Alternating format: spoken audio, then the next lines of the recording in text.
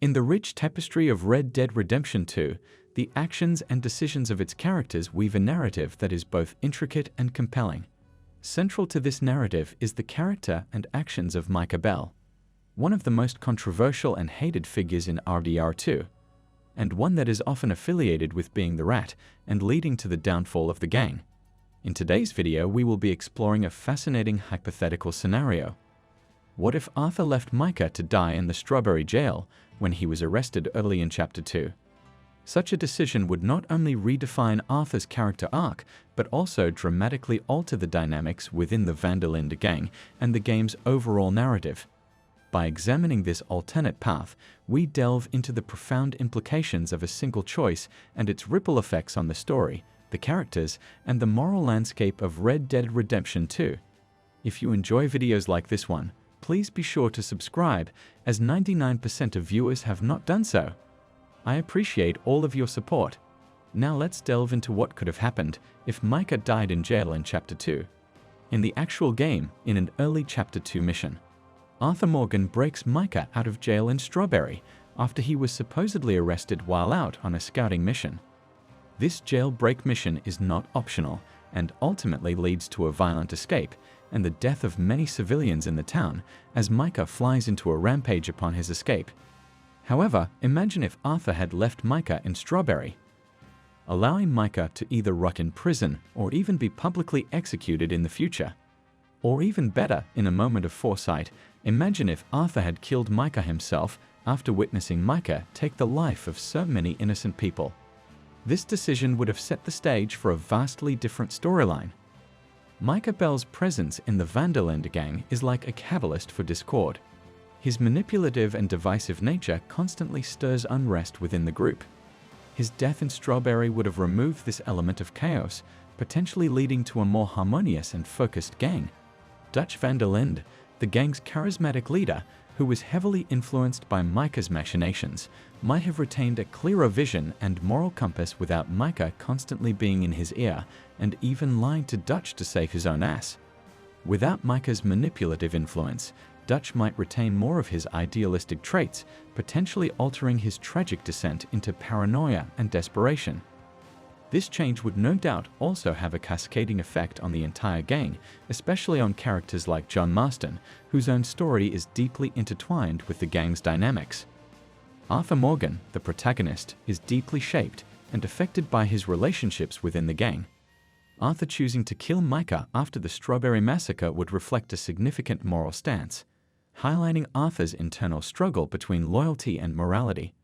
The decision to kill Micah Bell could lead to a different character arc for Arthur, emphasizing his growing disillusionment with the outlaw lifestyle and his resenting towards the gang's violence and use of unnecessary force. This arc would not only shape Arthur, but the entire game in a new way. In this alternate timeline, Arthur Morgan's role within the gang becomes even more pivotal. As Micah's influence wanes with his absence, Arthur's position as second in command in the gang is undiminished. Arthur's counsel to Dutch would still hold as much weight as it did in the beginning.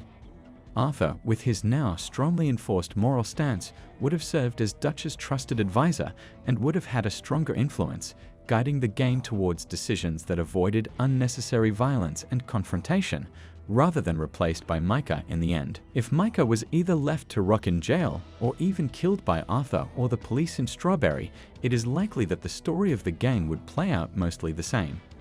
Up to Chapter 5, where Linde plays its first major role in the story of Red Dead Redemption 2, serving as a temporary refuge for the Linde gang after the disastrous Lemoyne National Bank robbery, which resulted in most of the gang being forced to flee Shady Belle and causing some to be stranded on the Caribbean island of Guam.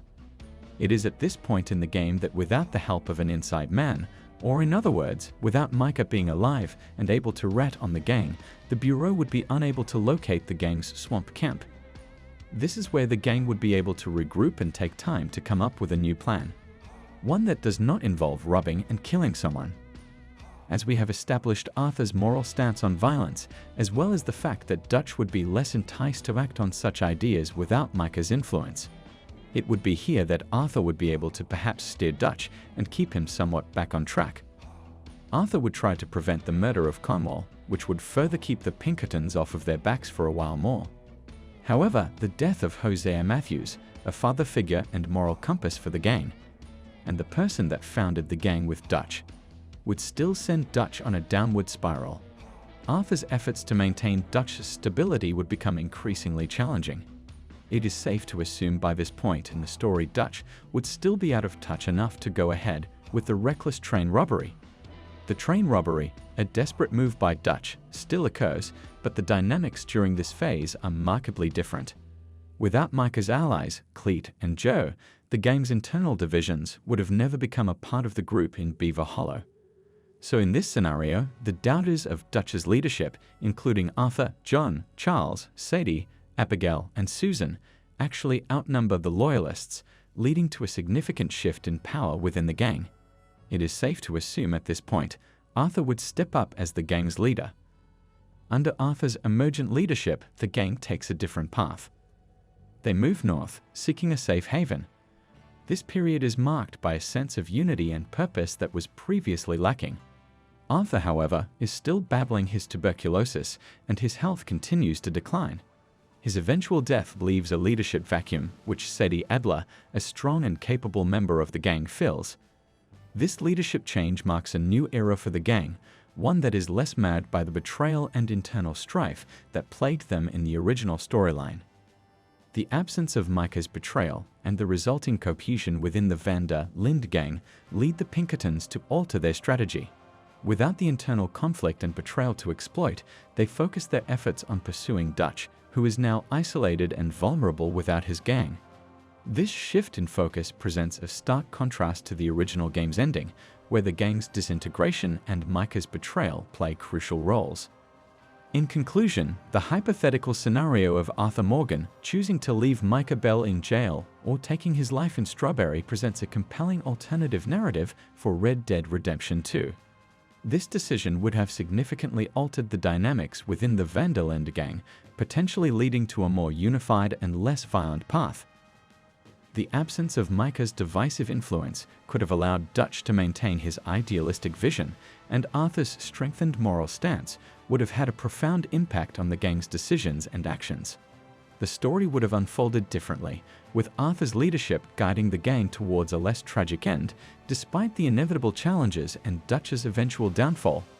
This exploration not only highlights the pivotal role of character decisions in shaping narratives, but also underscores the intricate complexity of storytelling in interactive media like video games, where every choice can lead to a vastly different journey. So what do you think would have happened if Micah died in Chapter 2? Let us know what you think in the comments, and be sure to check out the videos on your screen now. Thanks for watching.